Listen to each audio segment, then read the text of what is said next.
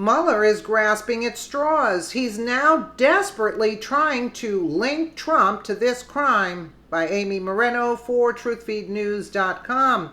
Special counsel Robert Mueller is so desperate to connect President Trump to Paul Manafort, even though there's no connection or evidence of collusion, that he's falling down a rabbit hole with so many twists and turns you can't make heads or tails of it. From the Washington Examiner, it's often been observed that Special Counsel Robert Mueller, assigned to investigate alleged Trump-Russia collusion in the 2016 presidential campaign, is yet to charge anyone with a crime involving Trump-Russia collusion in the 2016 presidential campaign. The biggest of Mueller's indictment, that of one-time Trump campaign chairman Paul Manafort, has no connection at all to collusion. And until a few days ago, it appeared to have no connection to Donald Trump either. Now, though, Mueller has revealed why he believes the Manafort prosecution is related to the 2016 Trump campaign. It's a small part, a very small part, of the overall charges against Manafort, and it has nothing to do with any actions by the candidate, now the president himself. Mueller's revelation came in an argument he is having with the Manafort defense over what subjects can and cannot be discussed in front of jurors in Manafort's upcoming trial.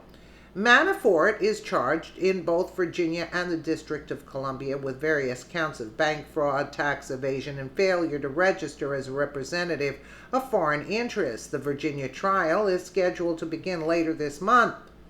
Manafort doesn't want the jurors to hear about any theories of collusion between Trump and Russia. Beyond that, Manafort doesn't even want the jurors to hear about his connection with Donald Trump.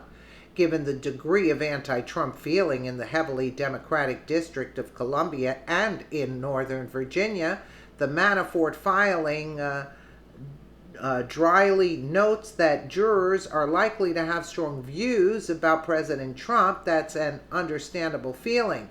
Evidence or argument relating to Mr. Manafort's work for then-candidate Trump's campaign in 2016, or the special counsel's investigation of the campaign's alleged collusion with the Russian government, the Manafort team wrote in a June 22nd motion, is wholly irrelevant to whether Mr. Manafort's personal income tax records were false, whether he willfully failed to file reports of foreign accounts, and whether he conspired to commit or committed bank fraud.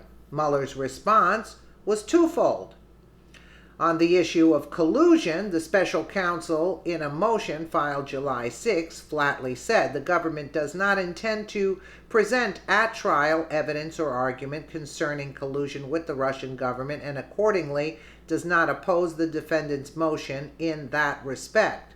To those Trump opponents who had hoped Mueller would unveil evidence of Trump-Russia collusion involving Manafort, it was a sharp and stunning admission. There's no collusion in the case against Manafort.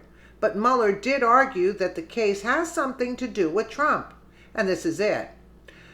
Most of the 32 counts against Manafort in the Virginia case concerned alleged crimes that took place long before there was a Trump campaign. Some go back as far as 2006. But 4 of the counts involve a pair of loans Manafort took out between April of 2016 and January 2017. For a few months during that time period, Manafort worked for the Trump campaign. The loans totaled $16 million and came from a financial institution Mueller refers to as Lender D. According to Mueller, Manafort lied to get the loans, overstating his income and understating his debts. How many times have we heard about those things? Come on, really? Nobody enforces that crap. Mueller says that some workers at Lender D knew there was a problem with Manafort's application, but that one top executive there, a man who wanted a place in the Trump campaign, granted the loan anyway from the Mueller filing. So who cares? The government intends to present evidence that although various Lender D employees identified serious issues with the defendant's loan application, the senior executive of Lender D interceded in the process and approved the loan. Big whoop. During the loan application process, the senior executive expressed interest in working on the Trump campaign, told the defendant about his interest, and eventually secured a position advising the Trump campaign. Another whoop-de-doo. The senior executive later expressed an interest in serving in the administration of President Trump, but did not secure such a position. Wow, that's really deep, Mueller. So $22 million to get this. Wow, man, oh man. The lending company and the senior executive are not identified in the indictment, but the loans appear to fit an episode reported in the New York Times involving a small bank in Chicago, the Federal Savings Bank, and its chief executive, Stephen Kalk, who was named an economic advisor to the Trump campaign in August of 2016, but did not join the administration. In May, the Wall Street Journal reported that Mueller is investigating whether the loans were made as part of a quid pro quo arrangement to secure Mr. Kalk a job in the Trump administration. Kalk has denied any such arrangement. In any event, Mueller has not suggested that Donald Trump was involved in any of the actions outlined in the Manafort case. The two lender D loans are apparently the only connection between Trump and the broad array of criminal activity, some of it more than a decade old, alleged in the Manafort indictments, and Trump played no role in it. Was a special counsel needed for that? Yeah, that's what I say. Really? Oh, gee. This is like just too much. This is just like, there are no words. There are no words. And I'm going to say it again. Who's paying Mueller? Could it be Soros backed? Again, I'm going to say that because Mueller's destroying his career, actually. He's becoming a laughingstock at this point. You see? Besides the money he's milking from the taxpayers, in order to be able to destroy his career like that, so who's paying him to do this? Really? Because somebody else would say, hey, I don't need the money. I can get a job someplace else.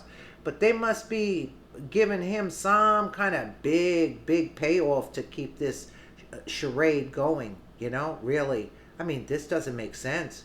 Who wants to destroy their whole career? Like, you know what I'm saying? You're supposed to be, somebody, quote, special in your field. I mean, really? This is sad, really sad. I say put an end to this. I mean, really? I mean, you can't even, there's nothing to say after this. There's nothing to say. Let me know what you guys think in the comments below. And again, thank you so much for watching.